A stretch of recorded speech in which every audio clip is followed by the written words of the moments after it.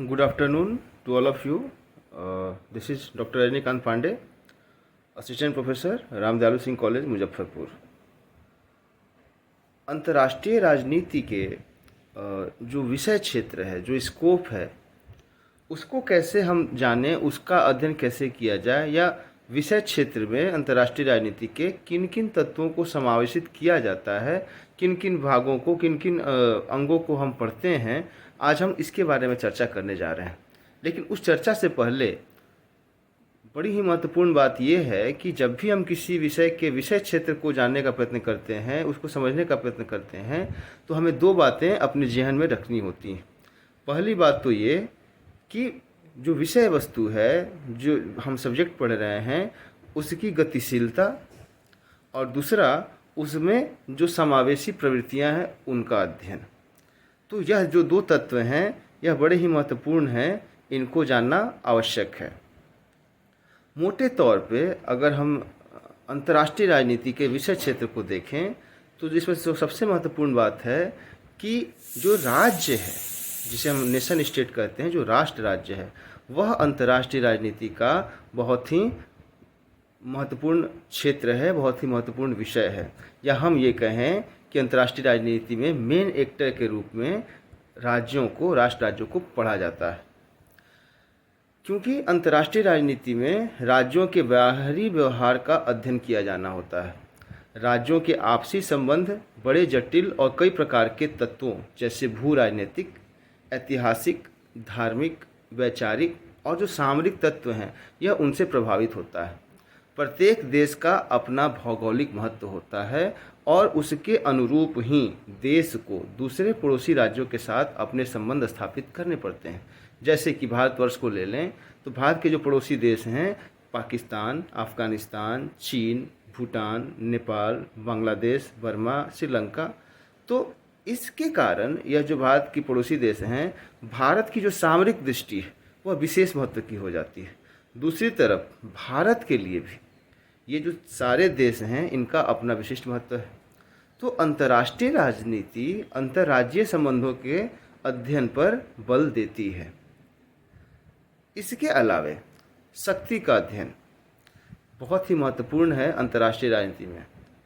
अंतर्राष्ट्रीय राजनीति में जितना अधिक बल शक्ति पर दिया गया है, कदाचित अन्य किसी भी विषय में इतना महत्व शक्ति की अवधारणा को प्राप्त नहीं है। जैसा कि हैंस जेमागेंथाउ कहते हैं, अंतर्राष्ट्रीय राजनीति प्रत्येक राजनीति की भांति शक्ति का संघर्ष है। तो अंतर्राष्ट्रीय राजनीति का जो अंतिम लक्ष्य है, वो चाहे कुछ भी हो, लेकिन शक्ति, पावर जो है, वह सदैव तत्कालिक लक्ष्य के रूप में विद्यमान होती है। वस्तुतः अंतर्राष्ट्रीय जगत में सभी जो राज्य हैं, वे शक्ति के उपार्जन के लिए प्रयत्नशील होते हैं और शक्ति का दृष्टिकोण उनकी विदेश नीति की रचना में सबसे अधिक निर्णायक भूमिका अदा करती है। शक्ति के साथ साथ अगर हम बात करें तो अंतर्राष्ट्रीय राजनीति में संस्थाओं और संगठनों का अध्ययन बहुत ही महत्वपूर्ण हो जाता है। यहाँ तक अगर हम कहें कि आधुनिक युग में राज्यों के जो संबंध हैं, वह द्विपक्षीय ना होकर बहुपक्षीय बनते जा रहे हैं, और राज्यों के बहुपक्षीय संबंधों के संचालन में अंतर्राष्ट्रीय संगठनों की भूमिका अति महत्वपूर्ण हो जाती है।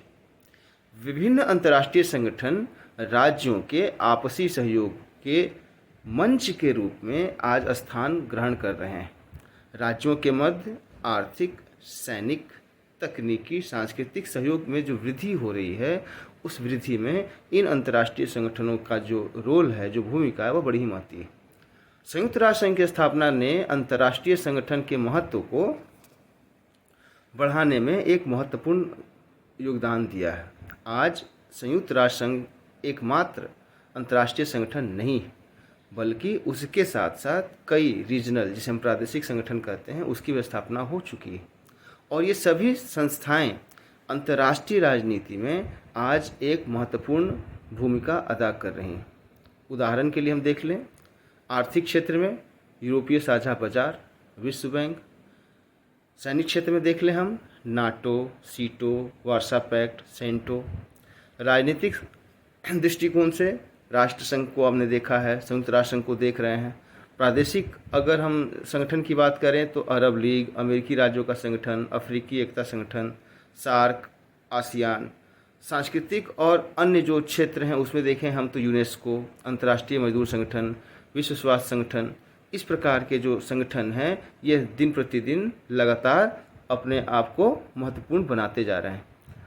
आप देख सकते हैं जिस तरीके से ब्रिक्स की स्थापना हुई, जिस तरीके से क्वाड आज अंतर्राष्ट्रीय राजनीति में एक महत्वपूर्ण रोल प्ले कर रहा है, तो कहीं ना कहीं अंतर्राष्ट्रीय जो राजनीति है उसके विषय क्षेत्र के रूप में ये जो अंतर्राष्ट्रीय संगठन है या जो क्षेत्रीय संगठन है इनका एक बहुत ही महत्वपूर्ण रोल हो गया है।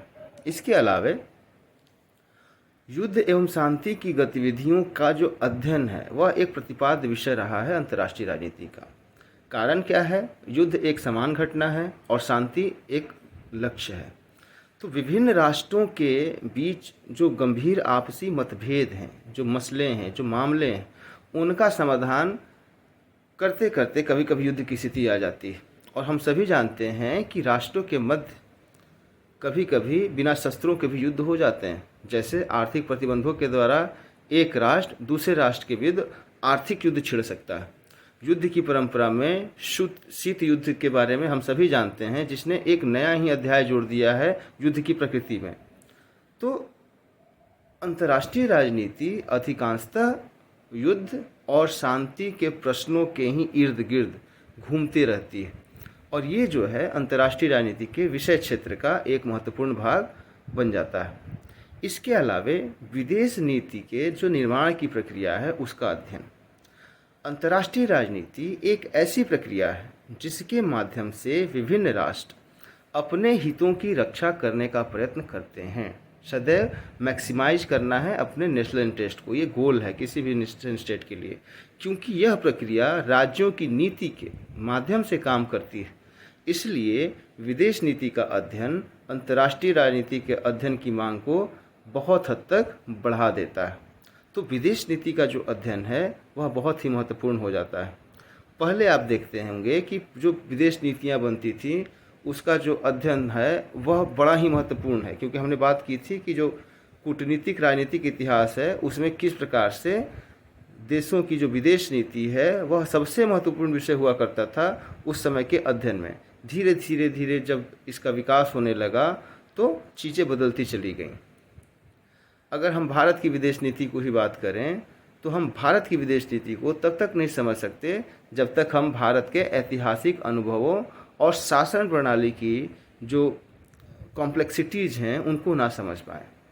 कारण ये है कि भारत की जो विदेश नीति है वह प्रधानमंत्री, विदेश मंत्री के साथ साथ एक लंबी फहरिस्त है, एक लंबी प्रक्रिया है जिसमें विदेश मंत्रालय, इसके अलावे जो अलग अलग पॉलिटिशियंस हैं, डिप्लोमेट्स हैं, पार्लियामेंट है, जनमत के जो साधन हैं जैसे समाचार पत्र हैं, पॉलिटिकल पार्टीज़ हैं, इंटेलेक्चुअल्स हैं जो विश्वविद्यालयों में, महाविद्यालयों में अध्ययन करते हैं, या जो शोधकर्ता हैं जिनके रिसर्च ने कई तरीके के डायमेंशंस दिए, इनका भी बड़ा ही महत्वपूर्ण रोल होता है।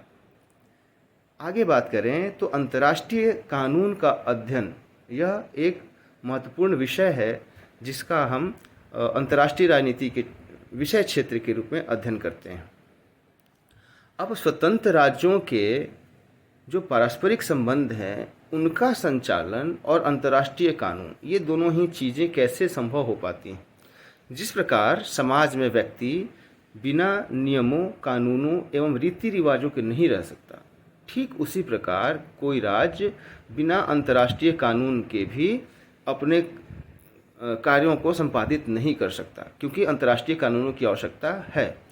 अंतर्राष्ट्रीय राजनीति अंतर्राष्ट्रीय कानून के अध्ययन पर बल देने वाला एक विशेष विषय है, क्योंकि इससे अन्य राष्ट्रों को आप गवर्न करते हैं या उनकी नीतियों को हम एक दूसरे के हस्तक्षेप को रोकने का एक माध्यम बनाते हैं। विदेशी व्यापार और अंतर्राष्ट्रीय आर्थिक संगठनों का महत्व नए दौर में बढ़ गया है। तो राज्यों के जो आर्थिक हित हैं, उनकी जो राजनीतिक क्रियाकलाप हैं, उनको कहीं ना कहीं प्रभावित करती है। विदेश व्यापार राज्यों के राजनीतिक संबंधों को और भी घनिष्ठ बनाता है। विभिन्न अंतर्राष्ट्रीय नियम विदेशी व्यवसाय को नियंत्रित करते हैं। विकसित देशों द्वारा विकासशील देशों को दी जाने वाली आर्थिक सहायता, व्यापार और भुगतान समझौते कहीं ना कहीं इस तरीके के नीतियों को और आगे बढ़ा ले जाता है। तो यह एक स्वाभाविक रुचि है अंतर्राष्ट्रीय राजनीति के विद्यार्थियों का इस नवीनतम और उभरते हुए विषय के रूप में। इसके अलावे सैनिक संगठनों और जो गैर राजनीतिक गुट हैं उनका भी अध्ययन आज के दौर में अंतर्राष्ट्रीय राजनीति में किया जाने लगा है। द्वितीय विश्व युद्ध के बाद आप देखें कि कैसे जो साम्यवादी गुट है और जो स्वतंत्र गुट हैं जिसे हम गुट निरपेक्ष कहते हैं, या और छोटे छोटे जो समुदाय हैं वो कैसे विकसित हो रहे हैं, कैसे ट्रांसफॉर्म हो रहे थे। और ये जो राजनीतिक गुट हैं, ये जो छोटे छोटे समूह थे, यह कभी अंतर्राष्ट्रीय संघ के माध्यम से या कभी कभी उसके बाहर भी अपने हितों को बढ़ाने का काम कर रहे थे। तो ये जो सैनिक संगठन हैं, ये जो छोटे छोटे गुट हैं, इन्ह भी अंतर्राष्ट्रीय राजनीति के विषय वस्तु का एक महत्वपूर्ण हिस्सा बन जाते हैं। और जब ये राजनीतिक समुदाय अपने सदस्यों के बीच सैनिक संधियां कर लेते हैं तो ये सैनिक गुट का रूप ले लेते हैं। उदाहरण के लिए नाटो बहुत ही अच्छा उदाहरण है जो हमारे सामने है, और आज भी किस प्रकार से नाटो का जो प्रभाव है अंतर्राष्ट्रीय राजनीति में किस प्रकार से पड़ता है। आप रूस और यूक्रेन का जो अभी क्राइसिस है, जो संकट है, उसके माध्यम से आप देख सकते हैं कि सैनिक गुटों ने, जैसे हमने नाटो की बात की, कैसे आज भी अंतर्राष्ट्रीय राजनीति को प्रभावित करते रहते हैं। दूसरी महत्वपूर्ण बात होती है कि जो सैनिक गुट होते हैं यह एक तरीके से शक्ति संतुलन को प्रभावित करते हैं, और यह शक्ति संतुलन कभी कभी विश्व की जो शांति है उसके पक्ष में होती है और कभी कभी उसके विरोध में खड़ी हो जाती है। तो इस प्रकार अगर हम कहें कि कई ऐसे छोटे छोटे तत्व हैं या महत्वपूर्ण तत्व हैं, या और भी बहुत सारे ऐसे भाग हैं, जैसे साइंस एंड टेक्नोलॉजी का जो डेवलपमेंट है, साउथ साउथ कोऑपरेशन को देख लें आप, या नॉर्थ साउथ का जो डायलॉग है, ये सारी चीज़ें अंतर्राष्ट्रीय राजनीति के विषय क्षेत्र में आती हैं। दूसरी बात जो हमने शुरू में कही थी कि विषय की गतिशीलता यानी कि डायनेमिक्स ऑफ सब्जेक्ट मैटर, और दूसरा inclusive nature of the subject, यह कहीं ना कहीं प्रभावित करता है किसी भी विषय के विषय क्षेत्र को। तो आज के लिए इतना ही, हम अगली बार मिलेंगे फिर एक नए विषय वस्तु के साथ।